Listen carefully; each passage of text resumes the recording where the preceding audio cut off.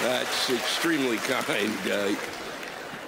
I got to be honest, you people are really more happy to see me than I've ever been to see myself. I'd like to welcome you to a night of a million opinions.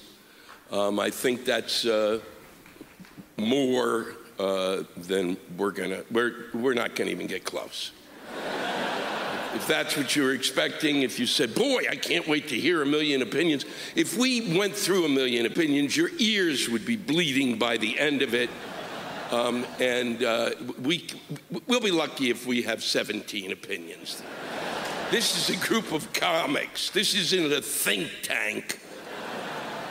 I'm turning 62 this summer. And no, nothing to applaud. Nothing to applaud.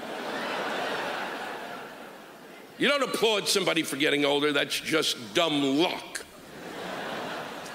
I'm turning 62. I'm not happy about it because it's not a lot of fun. But what irritates me even more than that is to watch some celebrities sit on the television I'm watching and go, hey, I just turned 64, and I've never felt better in my life.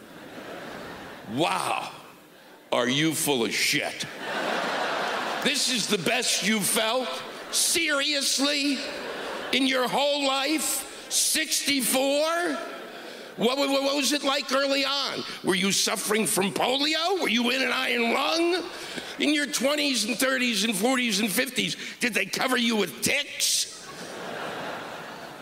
I have a great deal of love and affection for my generation, and it was my generation, really, was the first generation ever that said they were going to change the world. And we certainly did. We have screwed it up.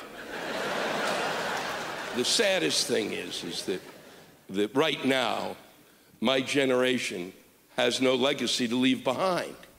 People are going to look back at my generation and go, whoa, how did that happen? And so I firmly believe that the one thing that we can do is legalize pot.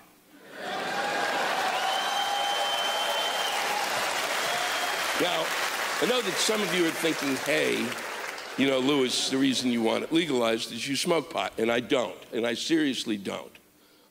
I did, and it was great. But as any kid would, you know, some kids do, I smoked too much. I smoked a ton. And then by the time I turned 25, I was smoking so much, it didn't work anymore. It didn't work. Nothing. And then I turned 35, and I quit for 10 years. A friend of mine says, you got to try it again. They've improved it. And it scared me to death. I couldn't feel my feet. I could not feel my feet. Hey, you son of a bitch, I've got no feet. Bring me some water from the kitchen. I got no feet. Bring me water. I am parched. And it was then that I became a drinker.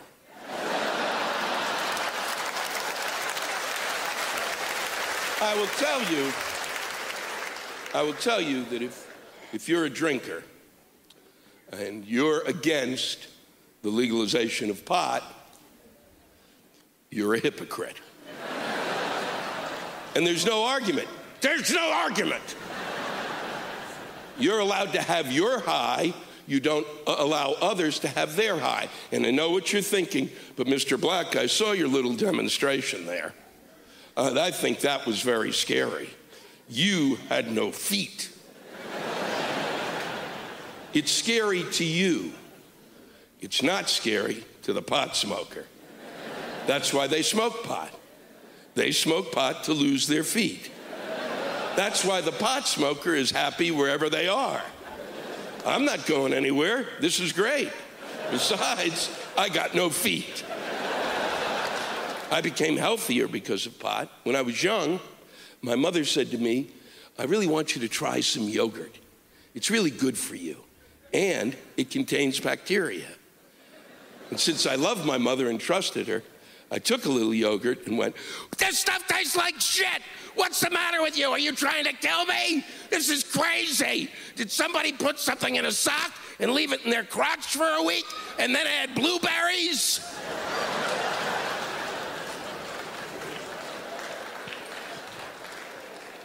When I was 21, I was alone in my apartment just off campus. There were no roommates around, and I smoked a joint, and I ended up in the kitchen. But all that was left to eat there was yogurt. I realized I could walk 2 blocks and have any food that I could possibly want, or yogurt.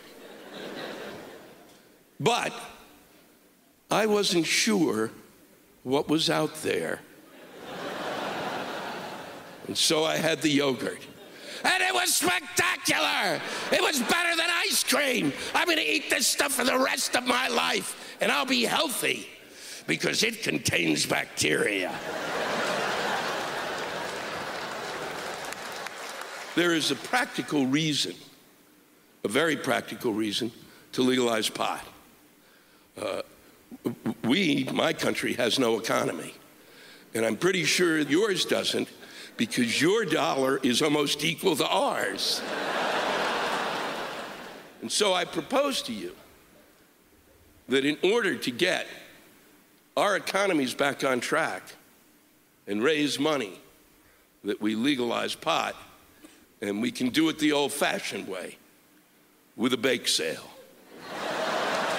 And then years from now, people will look back on my generation and say, "That's the generation that legalized pot." And that explains why they didn't get anything else done. Always a pleasure to be with you.